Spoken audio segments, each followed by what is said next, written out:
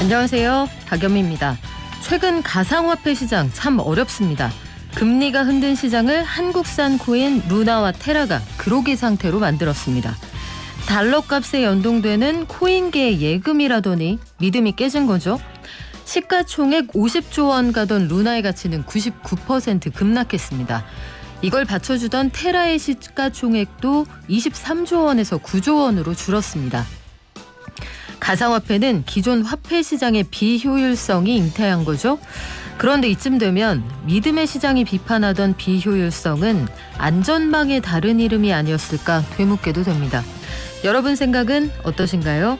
5월 13일 금요일, 여러분은 지금 삶을 발전시킬 경제발전소를 듣고 계십니다.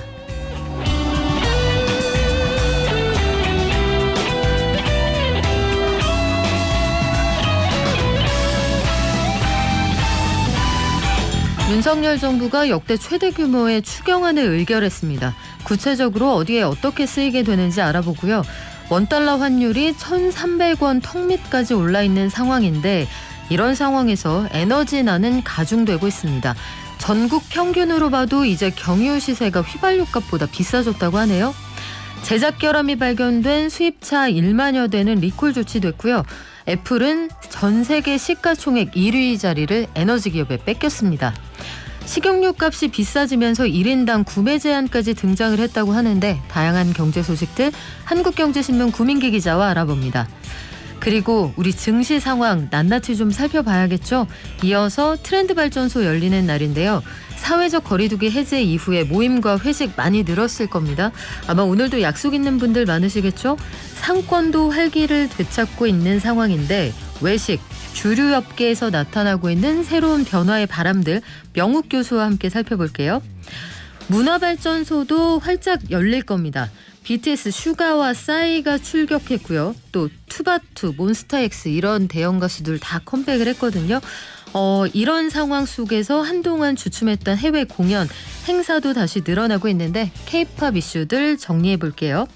저희 방송 중에 샵 0951 단문 50원, 장문 100원입니다. TBS 앱과 유튜브도 열어두겠습니다.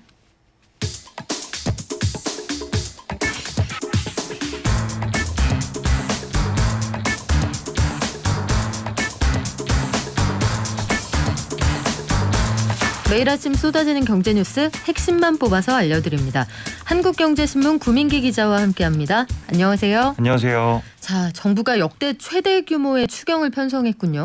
네, 맞습니다. 어제 윤석열 정부가 국무회의를 열고 첫 추경안을 의결했는데요. 올해 들어서 두 번째인 이번 추경은 59조 4천억 원으로 역대 최대 규모라고 합니다. 기존 최대 기록인 2020년 3차 추경, 이때는 35조 1천억 원이었는데 이번이 24조 3천억 원 많다고 하는데요. 이 자금 어떻게 마련했냐 했더니 정부는 올해 초과 세수가 53조 3천억 원이 발생한다고 예측을 수정하면서 대규모 추경이 가능해졌다 이렇게 설명을 했습니다. 초과 세수에서 국채 상환하기 위한 9조 원을 뺀 금액인 44조 3천억 원, 그리고 정부가 기존에 가지고 있던 가용재원 8조 1천억 원, 그리고 지출구조 조정으로 마련한 7조 원, 이런 금액들을 합쳐서 국채 발행 없이 59조 원을 마련했다고 했습니다. 그러면 이 돈이 구체적으로 어디에 어떻게 씁니까? 네, 우선 59조 4천억 원에서 지방재정 보강에는 23조 원을 투입하는데요. 그 남은 돈이 일반 지출이라고 해서 정부가 사용하는 금액이고요. 그게 36조 4천억 원입니다. 그리고 이 일반 지출에서 대부분 코로나로 피해를 본 그 소상공인 지원에 할애하기로 했는데요. 전체 72%인 26조 3천억 원을 소상공인 지원으로 사용할 예정이고요. 우선 370만 명 소상공인에게 매출 규모 그리고 매출 감소 정도에 따라서 600만 원에서 1,000만 원 손실보전 지원금을 지급하기로 했고요. 그리고 여행업이라든가 공연 정시업 그리고 스포츠 시설업 같이 그동안 상대적으로 지원이 부족했다라고 보이는 50개 업종에 대해서는 더 많은 지원금을 주기로 했습니다. 그리고 방역 조치에 따른 손실보상 보정률 이거를 기존 90%에서 100%로 끌어올리기로 했는데요. 이거는 완전한 보상을 하겠다 뭐 이런 취지라고 생각하시면 됩니다. 그래요. 세부안이 좀 나왔는데 여러 가지 쟁점도 있습니다. 일단 초과 세수가 갑자기 이렇게 늘어날 수 있느냐 이런 의문도 있고 올해 거둘 것으로 예상되는 돈을 당겨 쓴다. 아직 거친 돈은 아니거든요. 향후에 성장 경로를 좀 봐야 된다 이런 반론도 있는데 다른 내용들은 없습니까? 그 소상공인 대상으로 40조 뭐 7천억 원 상당의 금융 지원 프로그램도 진행하기로 했고요. 이 3조 원 수준의 특례 보증 신규 대출을 제공하고 뭐 7조 7천억 원 규모 비은행권 고금리 대출을 뭐 저금리 대출로 전환하기로도 했고 그리고 뭐 잠재부실 채권 30조 원을 매입해서 10조 원을 뭐 채무 조정하는 방안도 추진한다고 합니다. 또 방역 조치 강화 이후에 폐업한 소상공인에게 업체당 100만 원의 제도전 장려금이라는 이름으로 지원금도 제공하기로 했고요.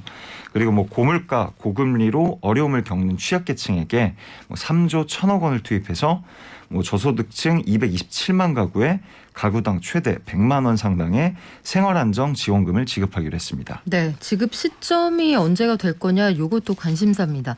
자, 우리 환율 시장으로 가볼까요? 환시에서는 원달러 환율 어디까지 오를 거냐 천장을 열어둬야 한다 이런 얘기까지 나오더라고요. 네, 엄청 오르고 있습니다. 어제 외환시장에서 원달러 환율이 1288.6원에 거래를 마쳤는데요. 전날 종가보다 13.3원 올랐던 규모이고요. 그리고 종가 기준으로 약 13년 만에 최고치라고 하는데요. 글로벌 금융위기 여파에서 벗어나지 못했었던 뭐 2009년 7월 1293원 이때 이거를 기록한 이후의 최고치라고 합니다. 그리고 어제 장이 열리자마자 7.2원 오른 달러당 1282.5원에서 시작해서 계속 상승세를 보이다가 장 후반부에는 1291.5원까지 찍기도 했었습니다. 그런데 왜 이렇게 계속 오릅니까? 이게 글로벌 물가 상승세가 지속되고 그리고 미국 연준의 뭐 강한 긴축 기조, 뭐 우크라이나 전쟁 장기화 이런 요인들이 복합적으로 작용한 것으로 보이는데요. 특히 인플레이션 압력이 시장 예상보다 더 강한 것이 더 강한 것으로 나타난 게 이 외환 시장에 충격을 더한 것으로 보고되고 있습니다. 그러니까 어제도 전해드리긴 했는데요. 그 엊그제 밤에 미국 노동부가 4월 소비자 물가 지수를 발표했잖아요. 이게 전년 대비 8.3% 상승했다는 내용이었는데 시장 원래 전망치가 뭐 8.1%였어가지고 인플레이션 계속 심해지는 거 아니냐 이런 불안이 시장을 급습한 걸로 보이고 있습니다. 그런데 일각에서는 이 1,300원도 끝이 아닐 수 있다. 네. 비관적인 전망이 있는데 실제 상황이 그렇습니까? 네, 전문가들이 그 1,300원 선 위로 오를 가능성을 열어둬야 된다 이런 이야기들을 굉장히 많이 하고 있어요. 뭐 인플레이션 심화라든가 뭐 중국 봉쇄, 뭐 러시아 우크라이나 전쟁 이런 악재들이 너무 겹겹이 쌓여 있어가지고 그것이 1,300원 위로도 오를 가능성을 원인을 제공한다라는 설명인데요. 당국이 개입해서 원화를 사들여야 한다 뭐 이런 지적도 나오고 있긴 하는데 또 반대편에서는 이것들이 뭐 글로벌 거시경제 문제들이 원인이라서 이러한 조치들은 외환 보유고만 축낼 수도 있다 뭐 이런 얘기들도 나오고 있습니다. 그래요. 이게 우리 내부적인 요인이 아니라서 바닷물 식히겠다고 얼음 얼려서 갔다가 푼들 얼마나 효과가 있겠습니까? 좀 차분하게 대응하는 수밖에 없는 그런 상황 같은데 네. 에너지 가격도 마찬가지인 것 같아요. 저희가 지난 월요일에 한번 전해드렸거든요. 경유값이 휘발유값보다 비싸다 이런 곳들이 많다고 전해드렸는데 네. 완전히 추세적으로 뒤집힌 모양이죠. 네, 어제 한국석유공사 유가정보서비스 오피넷 여기에 따르면요. 어제 전국 주유소의 경유 평균 판매 가격이 전날보다 4.63원 오른 리터당 1952.22원이었는데요. 휘발유 평균 판매 가격이 전날 대비 2.18원 올라서 리터당 1948.29원이었어요. 그러니까 경유가 휘발유보다 3.93원 높았다는 건데요. 경유가 비싸진 거는 2008년 이후에 14년 만이라고 합니다. 그런데 우리가 흔히 생각하기로는 경유가 기름값이 좀 저렴하기 때문에 산업용으로 농업용으로 많이 예. 썼잖아요. 근데 왜 값이 더 비싸졌습니까? 이게 세계적으로 뭐 경유 재고가 부족했고 러시아산 석유 제품에 대한 서방국의 제재로 경유 수급 불확실성이 커졌다는 게 원인으로 꼽히고 있는데요.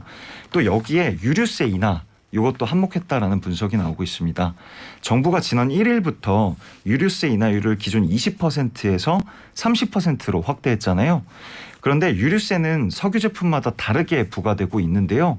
휘발유와 경유의 비율이 100대 85라고 합니다. 그러니까 휘발유에 붙는 세금이 247원 정도 감소할 때 경유는 174원 줄어드는 셈인데, 이렇게 되니까 뭐 경유가 더 비싸지는 아이러니한 상황이 연출되고 있다라고 합니다. 그래요. 이게 생계를 경유를 넣어서 감당하시는 분들 많으신데 이거 어떻게 될지 좀 단기간에 끝날 것 같지가 않아서 걱정스럽습니다.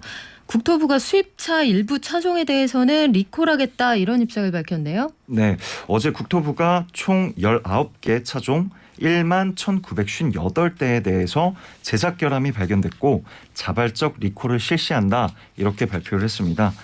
우선 메르세데스 벤츠 코리아에서 수입하고 판매한 S580 포베틱 포함 총 8개 차종 7,598대에 대해서 리콜을 실시하는데요. 해당 차량들이 소프트웨어 오류로 차량 시동을 걸 때 장치가 정상적으로 초기화되지 않는 현상이 발견됐다고 하는데요. 이것 때문에 이 차종에서 방향 지시 등 비상 경고, 후퇴 여러 가지 기능들이 제대로 작동되지 않을 수 있어가지고 리콜을 결정했다는 설명을 하고 있습니다. 벤츠 말고도 다른 모델들도 리콜 대상이 됐죠? 네, 한국 토요타 자동차에서 수입 판매한 시에나 하이브리드를 포함해서 2개 차종 1,789대에 대해서도 리콜을 하는데요. 브레이크 작동 제어 장치 소프트웨어 오류로 자동차 안정성 제어 장치가 제대로 작동하지 않을 수도 있다고 했고요.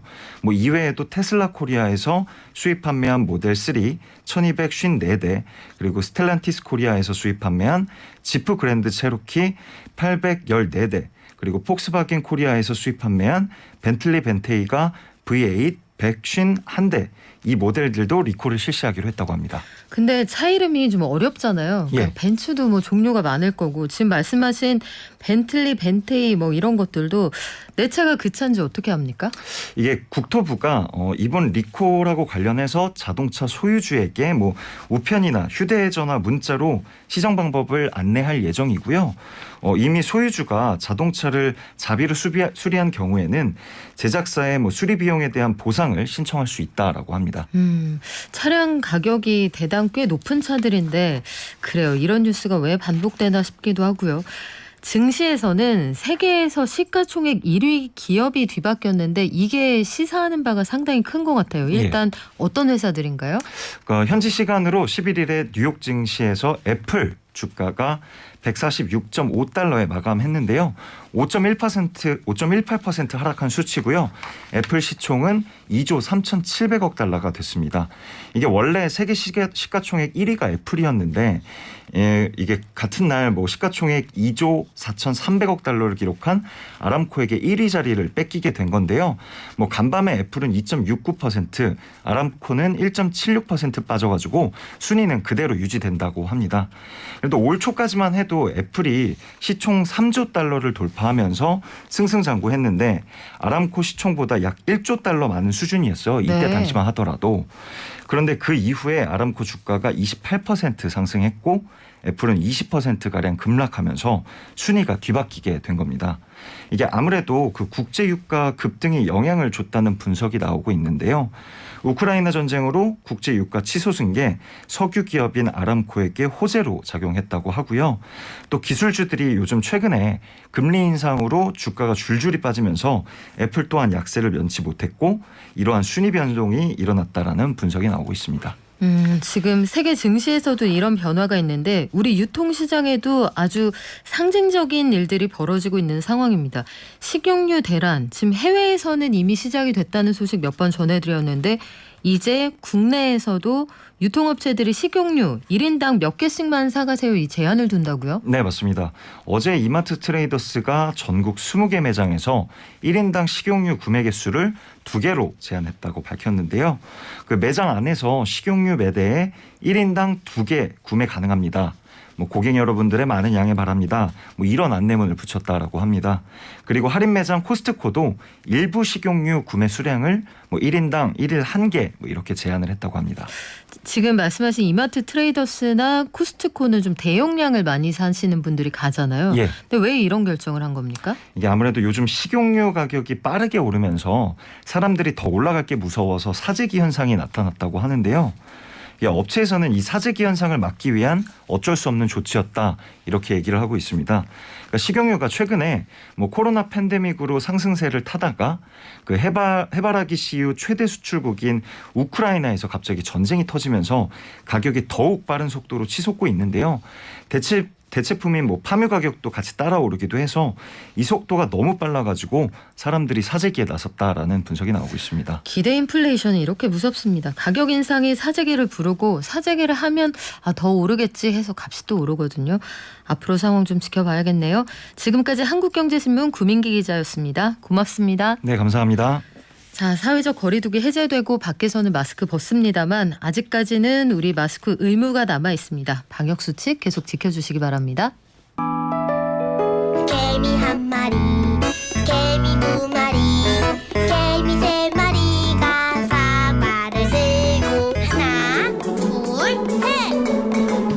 영차. 간밤 뉴욕 증시 그리고 오늘 우리 장 전망해 보겠습니다. 키움증권의 한지영 연구원 연결돼 있습니다. 안녕하세요. 네, 안녕하세요. 간밤 뉴욕 증시 물을 때 이제 무서워요. 어제는 어땠습니까?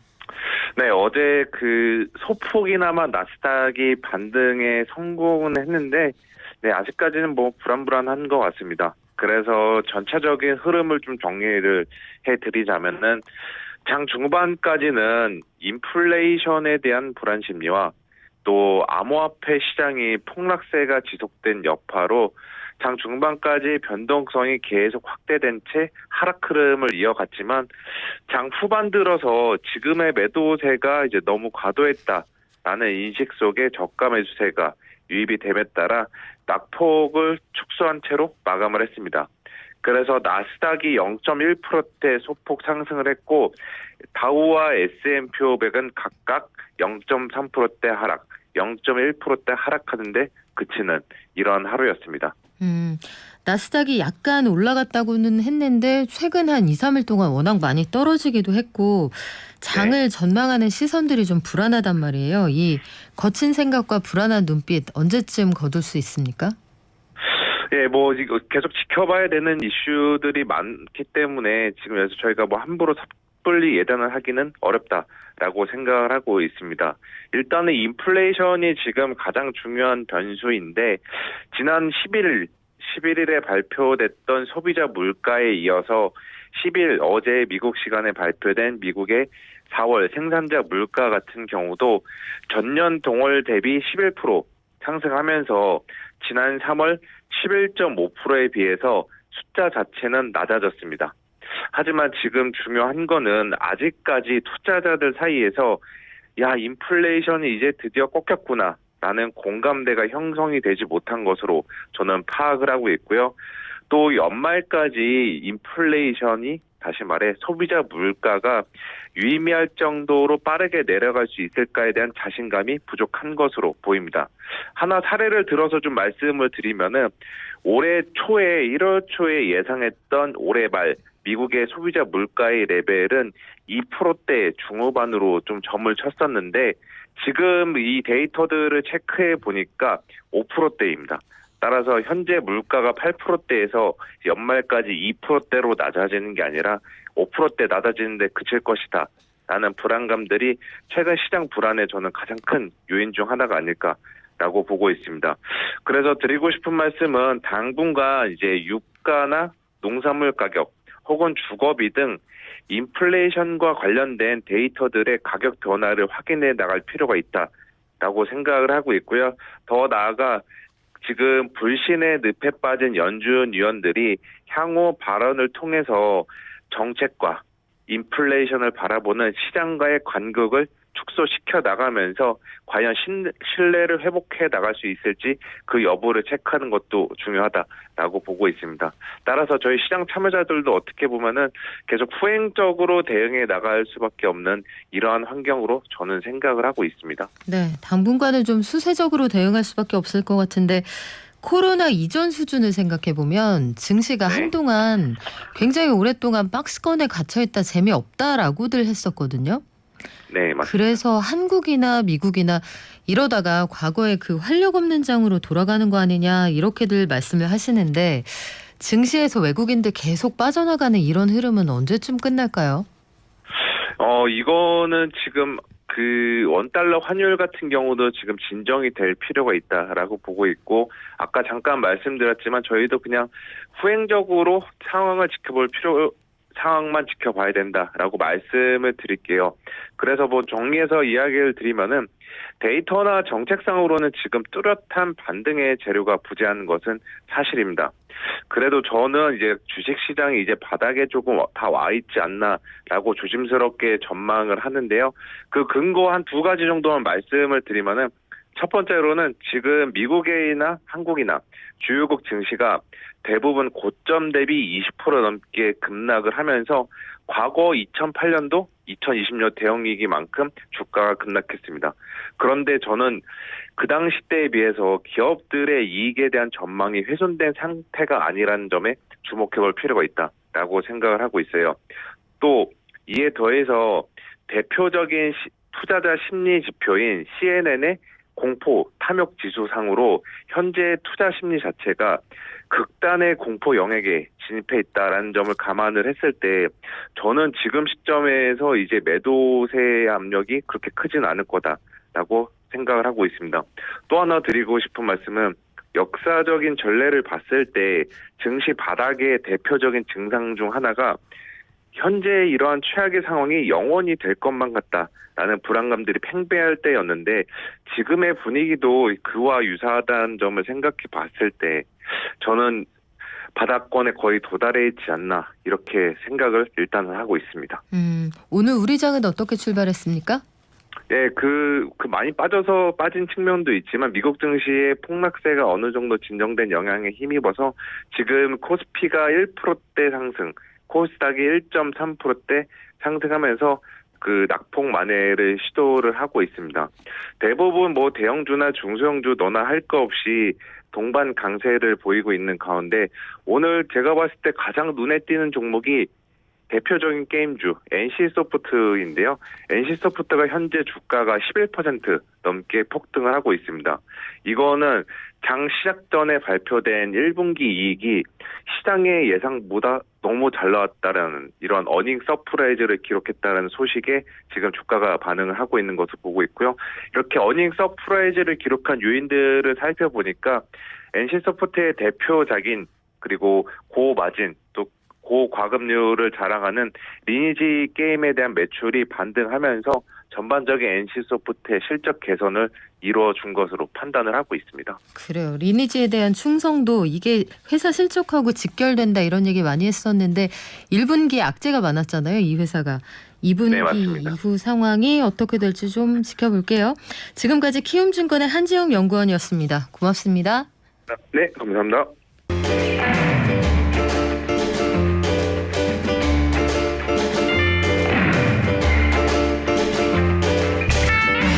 사회적 거리두기가 해제된 게 지난 4월 18일이니까 이번 주 주말 기준으로 하면 대략 한 달 정도 됐네요. 그동안 한산했던 명동, 강남, 홍대, 이태원 거리가 다시 붐비고 있습니다. 여러분의 휴대폰에도 스케줄이 하나둘 늘어날 것 같은데, 이런 분위기 속에서 외식업계, 주류업계도 여러 가지 상품들, 이벤트들 준비를 하고 있다고 합니다. 오늘 트렌드발전소에서는 세종사이버대 바리스타앤 소믈리에학과의 명욱 교수와 함께 사회적 거리두기 해제 이후에 우리의 외식 문화 트렌드 어떻게 달라지고 있는지 함께 알아볼게요. 안녕하세요. 안녕하세요, 명우입니다. 갓 영덕에서 올라오신 우리 명욱 교수님.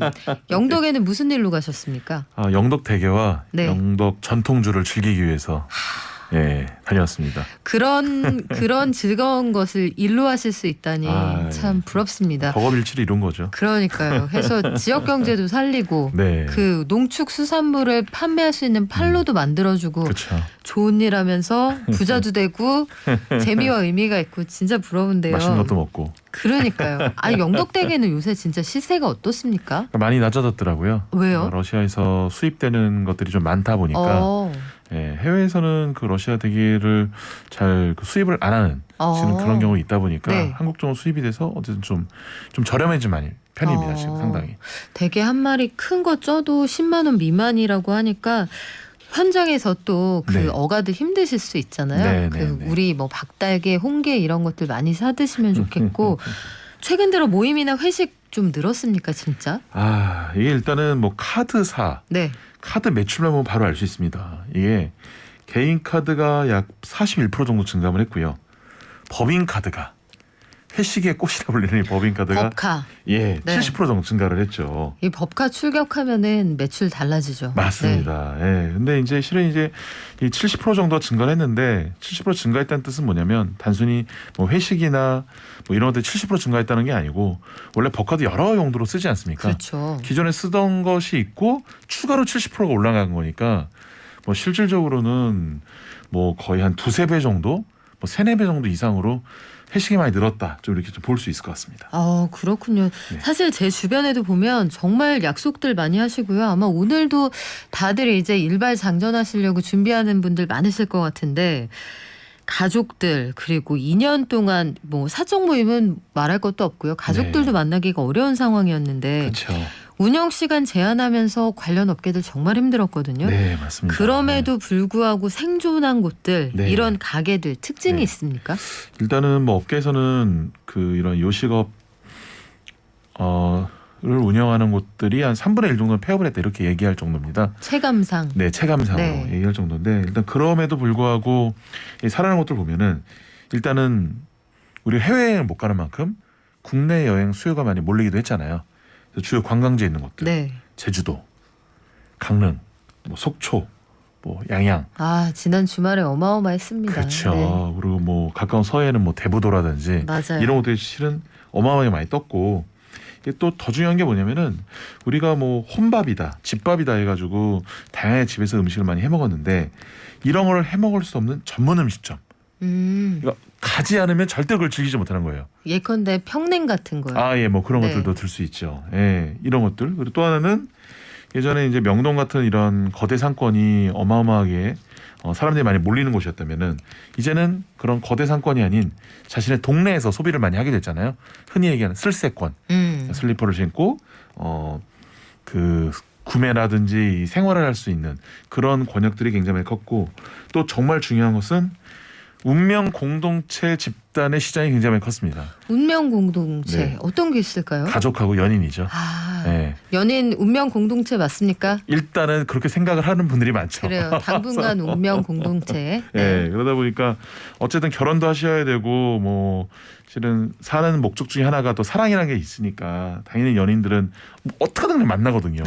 예. 그리고 가족들은 유일하게 우리가 마스크를 벗고 또 같이 한 공간에 있고 식사를 할 수 있는 유일한 존재이기 때문에 실은 가족 시장 이 두 곳을 잡은 것들은 그래도 잘 버텼어요. 그러니까 반대로 그냥 커뮤니티라든지 회식이라든지 이런 것들을 추가한 곳들은 너무너무 힘들었죠.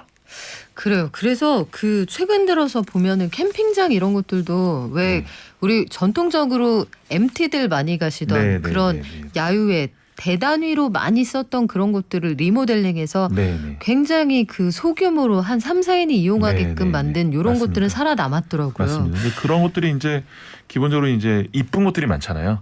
뭐 그러다 보니 SNS에 올리고 싶고 또 회자가 되고 하는데 중요한 것이 어쨌든 가서 식사를 하고 끝내는 것이 아니고 뭔가 추억을 줘야 되는 것 같아요. 추억을 귀엽게 남게 하고 그걸로 계속 회자될 수 있게 하는 게 중요하고 또 이제 연인 시장은 약간 그런데 가족 시장은 또 이 보양식 시장이 많이 떴습니다. 보양식이요? 보양식 대표적으로 흑염소. 흑염소. 네. 아, 그렇습니까? 흑염소 탕, 뭐 흑염소 전골, 흑염소 수육. 왜 흑염소가 몸에 좋다 이런 얘기 많이 하잖아요. 코로나 이후에 이 면역력 관련해서 얘기가 많이 나오니까 맞아요. 그런 시장이 예. 떴군요, 실제로. 맞아요, 실제로. 그러니까 뭐 부모님 모시고 좋은 거, 건강을 생각하는 이런 것이 많이 화두가 되다 보니까 그래서 이 흑염소 같은 경우에는 가격이 거의 한 2배가 올랐습니다. 사실은 저는 그런 가게를 한 번도 못 봤어요. 아, 예. 서울에도 있습니다. 많아졌어요. 아, 그렇군요. 많아졌습니다. 예. 그리고 우리가 혼밥에서 즐기는 외식 같은 느낌을 또 향유하고 싶잖아요. 근데 그런 것 중 대표적인 것 중 하나가 또 생선회 이런 것들이거든요. 회. 그러다 보니까 노량진, 가락시장 야. 이런 것들이 또 엄청나게 떴고 네. 또 하나 이제 집에서 또 좋은 고기를 또 쓸어서 또 맛있는 요리를 하고 싶으니까 또 마장동 이런 것들도 굉장히 많이 좀 예. 아 그러네요. 것들 중 최근에 하나죠. 온라인 정육점이 되게 많이 늘었거든요. 맞습니다. 그래서 예, 고급 예. 고기 뭐 이 고기는 수비드해서 보내드려요. 네, 아니면 네, 어떻게 저희가 이게 숙성을 했어요. 이런 게 많더라고요. 맞습니다. 예. 그리고 일단 한번 잡숴봐 이런 데가 늘었거든요. 요즘 뭐 고기를 공짜로 좀 보내주고 네. 먹어보고 맛있으면 사드세요 이런 데 많더라고요. 코로나 시대 굉장히 많이 세분화돼서 참치 전문 그 정육점 이런 것들도 나오게 되고 참치 전문. 네, 네. 제가 아는 분들은 또 그 닭 전문 정육점을 또 닭만 파는 고민하고 계세요. 또. 아 그런 업종도 사실 한 번도 못 봤거든요. 그러니까 닭도 실은 굉장히 다양하거든요, 종류가. 작은 것부터 큰 닭까지 그렇죠. 토종닭부터 시작을 해서 토종닭에도 종류가 굉장히 여러 가지가 많은데 뭐 그런 것들로 인해서 그러니까 사람들의 소비자의 그 취향을 찾아서 가주는 예, 그런 것들이 하나의 큐레이션을 할 수 있는 이런 시장이 계속 커져가고 있는 거죠. 가금류 전문 정육점. 네. 이건 사실 제가 중화권에서밖에 못 봤는데 국내에도 이런 시장이 등장할 수도 있겠네요. 이것도 네. 역시 코로나가 바꿔놓은 상권의 모습일 텐데 우리 이렇게 힘든 시간을 보내고 네. 외식 주류업계 이제 슬슬 살아난다라고 네, 할 네, 때 MZ 세대들이 여기에서 큰 역할을 한다는 주장도 있거든요. 그쵸. 그러니까 MZ가 출격을 하면 그 시장을 뜬다 이런 얘기가 있는데 새로운 상품 행사 어떤 것들이 있나요? 그러니까 뭐 현재로서 제일 크다고 얘기할 수 있는 것은 역시 박재범 소주, 네, 제일 이슈를 많이 끌었죠. 팝업 스토어의 사진이 뭐 어마어마하게 올라오기도 했어요. 그렇죠. 네. 그리고 백종원 막걸리, 네, 이 두 개라고 얘기할 수 있는데 이 두 개의 특징이 있어요. 둘 다 예전에는 그냥 연예인 얼굴이 하나 나오고 실은 판매하느라 정신이 없었고 그렇죠. 그리고 그 안에 뭔가 그 지역적 가치나 농업적 가치나 사회적 가치를 찾을 생각도 안 하고 팔려는 사람도 그런 걸 넣으려고 하지 않았는데 이제는 좀 달라진 것 같아요. 그러니까 박재범 씨 같은 경우도 결과적으로 이 지역의 농산물을 사용하고 또 소주를 만드는 방식에 있어서도 전통적 기법을 상당히 많이 도입을 한 거거든요. 백종원 씨 같은 경우에도 예산의 쌀을 이용해서 만든 거고 그걸 통해서 뭐 설탕이나 뭐 인공감미나 넣은 것이 아닌 무감미료를 만들었기 때문에 그러니까 이런 걸 통해 소비자가 가치 소비를 인정해 주는구나. 그리고 뭔가 다른 것을 통해서 즐기는 소비자들도 뭔가 남들과 다른 경험을 하고 싶은 이런 것과 연결이 되다 보니까 이런 시장이 커지고 있고 최근엔 또 김보성 씨도 출시를 했어요. 아 그래요? 의리. 네. 네. 의리 어떤 주종입니까? 의리 소주입니다. 의리. 아 그렇군요. 네. 연예인분들이 요즘에 상당히 많이 진출하고 계신데 이 진출하고 계시는 주종의 특징은 다 전통주입니다. 전통주. 네. 전통주를 특별히 연예인들 그리고 네. 유명인들이 같이 콜라보해서 만드는 이유가 있을까요? 일단 온라인 판매가 돼요. 아 그런 뒷얘기가 있군요. 네, 온라인 백종원 씨 막걸리는 안 되는데, 네. 그건 나중에 다시 한번 말씀드리겠지만 이런 것들이 온라인 판매가 되는 경우들이 많다 보니까 실은 온라인 판매에서 그 사이트 안에 들어가서 구매할 정도면은 자기가 그 이거에 대한 애착심이 있는 거고. 그렇죠. 또 하나는 그만큼 남들과 차별화된 것을 찾겠다는 의지가 되게 강한 사람들이거든요. 나는 마시고야 말 거야라는 네. 강한 의지가 있지 않고서야 그렇죠. 검색과 클릭까지 가지 않죠. 맞습니다. 네. 그러다 보니까 그런 차별화된 시장으로 들어가는 거고 그리고 전통주라는 영역 자체가 프리미엄이 붙어 있잖아요. 그러니까 이 가격과 또는 스타일과 또는 이런 여러 가지 것을 담아서 가치를 높일 수 있다 보니까 이런 시장에 적극적으로 뛰어드시는 거 아닌가 생각이 듭니다. 그러네요. 생각해보니까 연예인 유명한 사람이 만든다고 한들 기존의 참된 소주나 네, 두꺼비 소주 이런 거 어떻게 이기겠어요. 그렇죠? 그러니까 전체적인 매출로는 이길 수는 없죠. 이길 수는 없는데 화제성으로 이길 수 있는 거죠. 그래요. 화제성 네. 그리고 여러 가지 사회적 의미도 담는다라고 했고 재미의 요소도 분명히 있는 것 같아요. 네, 맞습니다. 마케팅 할 때 보면 예전 같이 하는 것 같지는 않습니다. 그래서 지금 말씀하셨던 그런 것들도 등장을 하고 거리 두기로 줄어들었던 좌석수도 다시 늘어나잖아요. 네. 테이블 간 거리 같은 거에 좀 좁아지기도 하고 네, 네, 네. 식음료 업계에서도 현장을 좀 다르게 정비를 하고 있겠죠? 그렇죠. 그 예전에 유명했던 영화 하나 있었죠. 그 반지의 제왕 시리즈 중에 왕들의 귀환이라고. 예, 왕의 귀환이죠. 돌아왔습니까? 왕의 귀환. 예, 의자의 귀환입니다. 의자의 귀환. 그 외 유명한 커피 전문점 있죠. 스타 땡땡. 쌓여있던 의자가 다시 그쵸. 지상으로 내려왔어요. 맞습니다. 네. 예. 그래서 그 의자들의 귀환이 있었고요. 또 하나는 회식이 많아지면서 그 굉장히 작은 레스토랑들이 유행을 했는데 다시 좀 공간을 좀 통합을 시켜서 뭐 20-30명 정도 앉을 수 있는 이런 공간으로 만들면서 단체 손님을 더 받으려고 하는 이런 것들 늘어나고 있죠. 다만 그래도 아직까지도 좀 조심하자라는 이런 것들이 있어서 뭐 고속도로 휴게소 같은 경우에는 아직까지는 칸바이 같은 것들을 유지하고 있는 이런 상황입니다. 근데 이런 분위기 속에서 실제로 이게 들썩들썩하기는 하는데 외화 내빈이냐 아니면 정말로 매출이나 이런 것들이 나아지고 있느냐 혹시 통계가 나온 게 있나요? 네, 일단은 주점은 전년 대비해서 한 228%가 늘었다고 일단 발표가 됐고요. 228%요? 2배 이상 늘었군요. 그렇죠. 예. 노래방은 30%. 예, 택시가 요즘에 그렇죠. 잡기가 어렵잖아요. 밤이 되면. 아마 오늘 밤도 만만치 않을 것 같은데요. 네. 게다가 전철이 좀 일찍 끊기다 보니까 더 심해졌는 택시는 뭐 3배다. 소주 맥주도 한 20-30% 정도 늘었다고 봅니다. 예, 보고 있고요. 다만 이런 현상은 좀 저는 좀 일시적인 소비 현상이라 좀 보고 있기 때문에 좀 더 두고 봐야 되지 않나 이렇게 좀 보고 있습니다. 우리가 그동안 코로나19 상황에서 회식을 자제하고 약속을 줄이고 이런 것들이 좀 인이백이어서 앞으로 어떻게 될지 지금 잠깐 이러다 말지 모르겠다. 그렇죠. 네. 여름 휴가철 지나봐야 할 것 같아요. 그렇죠. 한 2달 정도는 좀 더 두고 봐야 되지 않나. 그렇죠. 이게 통상적으로 1년간 보면 삼겹살이 제일 잘 팔리는 계절이 여름이잖아요. 휴가철. 캠핑 시즌 지나봐야 사람들이 삼겹살을 여전히 사랑하는지 입맛이 바뀌었는지 알 수 있거든요. 여름 지나고 보자. 그런데 코로나19 확산하는 동안 우리도 몇 번 다뤘습니다만 홈술 문화가 많이 보편화됐잖아요. 그렇죠. 그러면 이제 나가서 마실 수 있으니까 집에서 안 마시고 다 나갈까요? 아니면 홈술 시장이 건재할까요? 저는 그래도 건재할 거로 봅니다. 이 코로나 시대에 그 도심에 있는 식당들이 많이 어려워지고 은근히 인기를 많이 끌었던 식당들이 이 교외에 있는 식당들이었어요. 맞아요. 네. 여행 가는 느낌. 맞습니다. 그러니까 도심이 싫다 보니까 사람들이 많은 곳 싫다 보니까 이제 외부로 빠지는 건데 요 거리두기 해제되면서 교외에 있는 식당이 갑자기 사람이 준 거예요. 만나면 다 이제 뭐 강남역, 뭐 홍대, 뭐 명동, 뭐 종로 이런 데가 된 거죠. 택시 타면 집에 갈 수 있는 데에서 만나시는군요. 맞아요. 예. 그렇게 하다가 이게 한 2주 정도 안정이니까 다시 또 교외에 있는 시장으로 다시 또 와요. 네. 그래서 저는 뭐냐면은 우리 주류 문화, 주류 시장 자체의 문화가 뭐 예를 들어서 부어라 마셔라 이런 걸로 계속 유지가 된다면 지금 외식 시장이 더 커질 수 있겠지만 이게 아니고 취향 존중 시대로 가고 있는 거잖아요.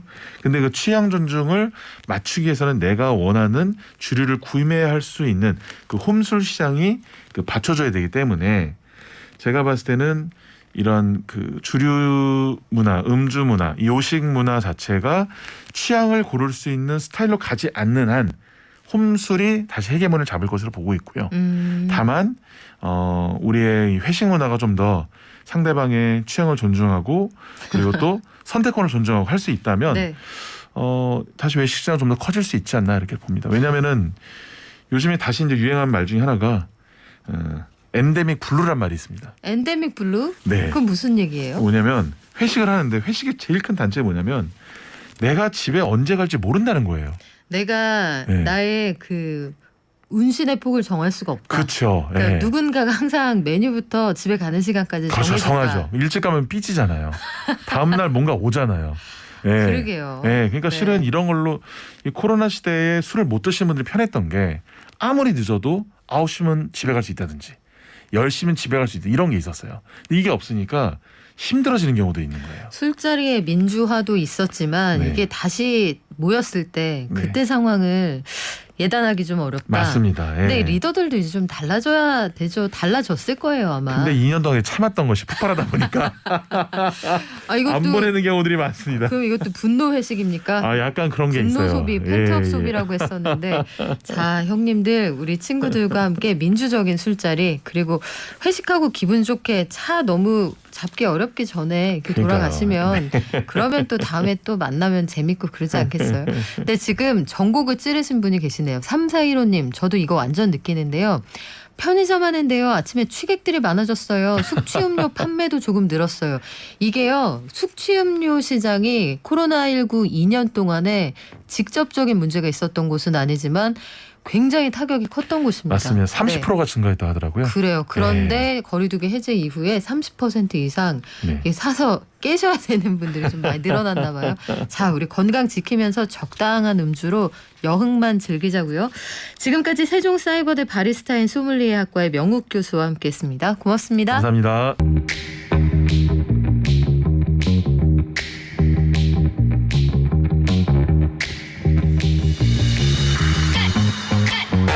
네, 다시 열린 세상에서 여러분들은 리오프닝의 대표 주가 어떤 거라고 생각하셨어요? 흔히 화장품, 여행, 항공 이런 거 생각하실 텐데 엔터 산업도 마찬가지입니다. 이제 본격적으로 가수들이 팬들과 만날 수 있게 되겠죠? 공연 소식도 줄줄이 잡혀있는데 JYP 35%나 올랐습니다. 최근 주가가요. 뭐 석 달 동안 통계이긴 합니다만 YG나 SM도 시장이 하락하는 거 대비는 잘 버티고 있다 이런 반응인데 싸이가 돌아왔어요. 싸이가 2022년 싸이가 코로나가 종식되면서 돌아왔다. 가사에 집어넣었죠. 싸이의 넷댓이라는 노래 BTS 슈가와 함께 협업을 했고 뭐 평단의 의견과 무관하게 대중들은 일단 열광하는 것 같습니다. 임재범, 이수영, 네로라는 실력파 가수들도 출격 대기 중이라고 하는데 자 어제 엠카에서 싸이씨 1위 후보했고요. 몬스타엑스도 돌아왔고 투바투도 어제 컴백을 했습니다. 오늘 문화발전소 김영대 음악평론가와 함께 기지개를 켜고 있는 K-팝 시장 정리해볼게요. 안녕하세요. 싸이도 돌아오고 싸이월드도 돌아오고 싸이월드. 오늘 깔맞춤 좋습니다. 그러네요. 아까 그 엔데믹 블루 얘기하셨잖아요. 네, 블루. 저는 그대 안의 블루는 압니다. 아하, 이소라 언니까지 어떻게 모셔와야 되는 건가요? 더 블루도 알고 그렇죠. 손지창 김민정. 깜짝 놀랐어요. 지금 플레이리스트에 제 1번이에요. 김민정, 진짜요? 손지창, 느낌 OST. 느낌 OST. 네. 그대여 이거 말하는 거죠? 아니, 굳이 부르실 필요까지는. 자, 싸이가 9번째 앨범 싸다구에서 BTS 슈가와 함께 넷댓이라고 이 노래 되게 신납니다. 네. 넷댓이라는 노래로 돌아왔는데 빌보드 차트에 진입을 했네요. 네, 5년 만에 7년 만이죠. 빌보드 차트에 다시 들어왔어요. 80위 핫백 싱글 차트라고 하는데 싱글 차트에 이제 80위로 다시 화려하게 컴백을 했고 그리고 이게 80위라고 우리가 이제 좀 지금은 둔감해진 면이 있는데 지금 싸이 씨가 사실상 본인 기획사를 운영하고 계시잖아요. 네. 피네이션이라고. 그렇기 네. 때문에 예전과 같이 이게 메인스트림의 뭐랄까요? 푸시라고 하잖아요. 이런 거를 덜 받고 있는 상황인데도 불구하고 물론 뭐 그 슈가의 피처링의 덕도 있겠습니다만 80위로 돌아왔다는 점 주목할 만하고요. 과거에도 이미 4번이나 사실은 빌보드 싱글 차트에 오른 바가 있어요. 강남스타일은 뭐 2위긴 하지만 사실상 네. 차트 변경 전이라 1위라고 봐야 되고 젠틀맨도 5위, 행오버 26위, 데디가 97위까지 올랐던 적이 있었거든요. 뭐 역시 또 한국 가수들 중에 이렇게 솔로 가수 중에 사실상 가장 많은 1위 곡을 보유하고 있는 차트곡을 보유하고 있는 싸이가 되겠습니다. 그러네요. 생각해보니까 우리가 빌보드 차트 1위 BTS가 많이 해줘서 네. 뭐 그 별일이야? 1위 아니면은 이런 뭐안 쳐주는. 느낌인데 여러분 우리가 언제부터 소고기 먹었다고 생각해보세요. 이게 진짜 대단한 일입니다. 네. 간단하게 싸이의 새로운 앨범 화제거리가 많다고 하는데 어떤 뒷얘기들이 있나요? 싸이의 새 앨범은 항상 뭐가 제일 관심사인지 아세요? 글쎄요. 제목이 관심사예요. 떼떼. 지금 벌써부터 이 다음 앨범은 뭐로 제목을 지어야 되냐라는 말이 나올 수 있을 정도인데 뭐냐면 예를 들면 싸이는 이런 식이거든요. 4집은 싸집. 그러니까. 7집은 7집 싸이다. 8집은 싸이팔. 진짜. 네, 그래서 이번에는 싸다구. 네, 대단해. 네, 그쵸? 대단합니다. 윤수연 씨가 떠오르기도 하고요. 누구죠? 윤수연 씨, 트로트 가수 윤수연 씨. 네.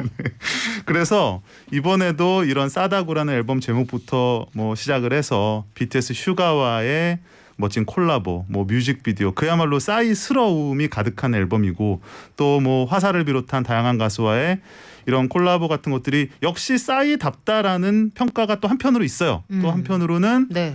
뭐 평단을 중심으로 해서는 싸이의 어떤 공식이 효과가 다한 것이 아니냐 하는 또 이런 부정적인 반응도 사실은 공존은 하고요.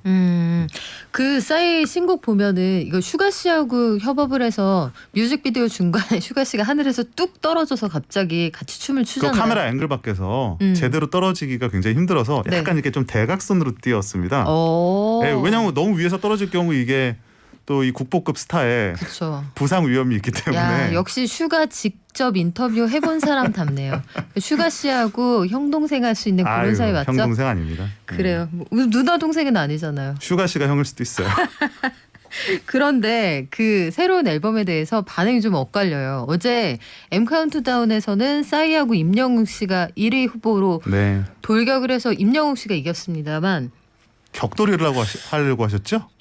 그래요. 뭐 돌격 많이 다른 건가요? 그게 그렇게까지 다를 일인가?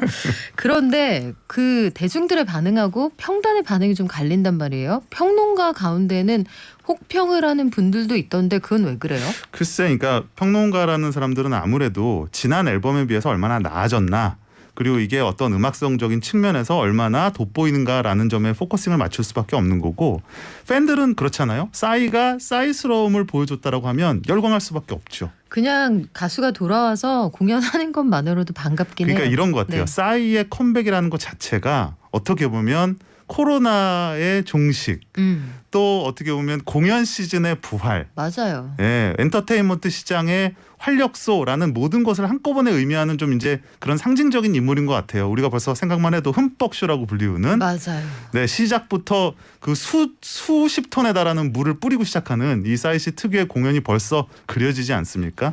이런 데에 사람들이 거는 기대감 같은 것들이 싸이의 신곡 역시 싸이다라는 것에 반영이 되는 거고, 평론가들은 또 그들 나름대로 음악적인 것에 대한 또 신랄한 평가를 또 할 수도 있는 것이고요. 그래요. 뭐 음악성에 대한 평가는 그 전문가들의 영역일지 모르겠습니다만 그가 돌아와서 반갑고 비로소 축제의 시즌이 돌아왔구나. 저는 이게 체감된다는 그렇습니다. 것만으로도 효과가 있는 것 같은데 김영대 평론가가 들으시기엔 어땠어요? 그냥 개인적으로. 저는 긍정적으로 들었거든요. 왜냐하면 저는 이제 싸이라는 사람은, 이 뮤지션은 우리가 좀 일종의 약간 기계적인 평론, 우리가 통상적으로 하는 객관적인 평론의 약간 바깥에 있는 사람이 아닌가 싶어요. 예, 그는 뭐 단 한 번도, 예를 들면 싸이를 래퍼라고 하지만 힙합에서 정통적인 힙합퍼, 래퍼로서 우리가 평가한 적도 없었고, 댄스 가수긴 하지만 우리가 그를 뭐 아이돌 댄스 가수처럼 다룬 적도 없었거든요. 싸이는 그야말로 싸이라는 일종의 B급 문화적인 감성을 가진 완벽한 어떤 퍼포머, 그리고 굉장히 즐겁고 뭐랄까 신기한 재밌는 인물로서 고유한 영역을 구축했다고 생각하기 때문에, 거기서 어떤 소소한 발전이 없다 혹은 진보가 없다고 하더라도 여전히 저는 싸이로서의 매력이 충분했다라는 평가를 내릴 수 있을 것 같습니다. 그래요. 누구냐 너라고 물었을 때 저는 싸이스러운, 싸이라는 장르가 하나 존재한다 이런 생각이 들더라고요. 맞습니다. 타이틀곡 넷댓 말고요. 싸이 앨범의 다른 수록곡들 어떤 거 좋은 게 있나요? 근데 저는 좀 그중에 하나만 말씀드릴게요. 화사 씨와 함께한 이제는이라는 곡이 있어요. 이제는? 이거 예전에 서울 패밀리, 아마 우리 네. 박 기자님은 기억하실 겁니다. 서울 네. 패밀리의 이제는을 리메이크한 모르고 싶네요. 작품인데, 사실은 그 노래도 저메인 잭슨의 외국곡을 번안한 작품이었죠. 그래서 어떻게 보면 네. 그 노래를 리메이크한 작품을 또 리메이크한 셈이 됐습니다. 근데 아마 많은 분들이 이 오리지널을 기억하시는 분들이라면 추억에 젖을 수 있을 거라고 생각하고, 그 외에도 뭐 싸이스러운 음악들이 가득 담겨 있는 앨범이 되겠습니다. 그리고 최근에 그리고 컴백할 예정인 가수들 보면 앨범 판매량 100만 장 넘긴 가수들이 제법 많은데 어떤 분들 오십니까? 이제 뭐 100만 장이라는 것이 굉장히 어려운 기록이지만 또 많은 가수들이 동시에 기록하고 있는 기록이기도 해내더라고요. 해요. 예, 네. 임영웅 씨 같은 경우는 지난번에도 우리 짧게 다뤄서 혼 많이 났지만 그 발매하자마자 110만 장을 팔아치웠고요. 예, 이 계속 좀 올라가고 있습니다. 그리고 어마어마하더라고요. 차트에서 네. 앨범 실물 판매에서 모두 지금 최고 수준을 달성을 하고 있고, 투모로우바이투게더 같은 경우는 70만 장으로 초동 판매를 했고 90만 장을 판매하고 이제 100만 장이 돌파를 했습니다. 그래요? 그리고 르세라핌이라고 이제 하이브 산하의 소스뮤직에서 데뷔를 하는 최초의 걸그룹이죠. 이들도 사실은 신인 그룹으로서는 이례적인 30만 장의 판매량을 거뒀고요. 또 세븐틴이 이제 정규 4집으로 예약 판매량을 일주일 만에 174만 장을 달성했어요. 대단하다. 그러니까 이제 그러니까 어떻게 해석해야 될지 모르겠는데, 그만큼 어떻게 보면 이들이 모두 사실은 누구나 동시에 듣는, 소위 말하는 국민 가수라는 개념이 요새는 많이 없어졌기 때문에 네. 그야말로 각각의 팬덤이 이 정도의 어떤 소위 말하는 티켓 파워, 바잉 파워를 갖고 있다고 봐야 되거든요. 그만큼 어떤 국내 내수 시장, 전체적인 K-팝 시장의 파이가 커진 게 아닌가 싶습니다. BTS도 11일에 프로프 앨범 그 트랙 리스트를 공개를 했는데 네. 새로운 곡도 3개 담을 거예요라고 했었잖아요. 어떨 것 같아요? 그 정규 앨범이라는 처음에 관측이 있어서 많이 기대를 하다가 이게 이제 앤솔로지 형식의 일종의 베스트 앨범 플러스 이제 신곡이라 그래서 뭐 실망하시는 팬들도 있었던 것 같은데요. 어쨌든 그 동안에 미 발매됐던 그 곡들의 버전, 그러니까 데모 버전 같은 것들 그리고 신곡도 3곡 정도가 된다고 하니까 그걸로 일단은 좀 아쉬움을 달래야 할 것 같고 또 새로운 앨범이 또 빌보드라든지 다양한 차트에서 어떤 기록을 세울지 또 궁금해지는 포인트이기도 합니다. 우리 아티스트들 이제 해외도 쭉쭉 나가게 되겠네요. K-팝 스타들 투어 일정들 어떤 게 있습니까? 지금 스트레이키즈 방금 말씀드린 투모로우바이투게더, 뭐 더보이즈, 몬스타엑스 그 외에도 뭐 수많은 뭐 브레이브걸스도 있고요. 많은 아이돌 그룹들이 그러니까 이런 거죠. 지금 기다리고 있었던 거예요. 코로나 이 팬데믹 국면이 끝나기를 맞아요. 예, 월드 투어를 하기 위해서는 이제 그런 상황들이 받쳐줘야 되기 때문에 모두 지금 미국 시장에서의 투어. 그러니까 뭐 돔 투어도 있겠고 뭐 스테디엄 투어, 아레나 투어도 다 규모는 조금씩 다르지만 이제 소위 말하는 전미 투어의 시즌이 다시 돌아왔습니다. 그러면서 이제 유럽까지 그리고 아시아까지 이제 활동을 확장을 하게 될 텐데요. 이게 이제 뭐 저는 뭐 당연한 수순이라고 봅니다. 예. 네, 이번 주말 프랑크푸르트에서 대규모 한류 행사도 있다고 하니까 현지에서 들어온 소식들 즐겁게 즐기시는 주말 됐으면 좋겠습니다. 지금까지 김영대 음악평론가였고요. 저희는 주말 맞아서 노래 선물 드리면서 물러갈까요? 싸이, 슈가가 함께합니다. 떼떼. 20